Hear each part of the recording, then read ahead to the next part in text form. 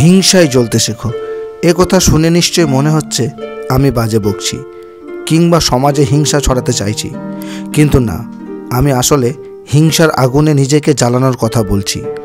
যত জ্বলবে ততই তুমি তেতে উঠবে, সফল হওয়ার ইচ্ছাটা ইস্পাতের মতো দৃঢ় হবে। তবে সাবধান, যতটা সহ্য করতে পারবে ঠিক ততটাই নিজেকে জ্বালাও, নইলে সেই আগুনে নিজেই পুড়ে যাবে, হতাশায় জীবনটা দুর্বিষহ হয়ে উঠবে।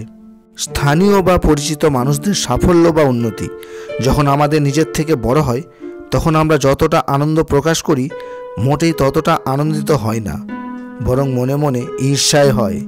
আসলে আমরা মানুষ তো, এটাই সত্য, এটাই স্বাভাবিক।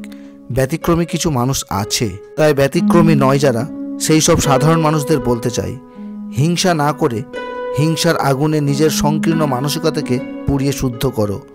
অন্যদের সফলতার কারণগুলো অনুসন্ধান করো, বারবার নিজেকে প্রশ্ন করো, কেন তুমি তাদের থেকে পিছিয়ে?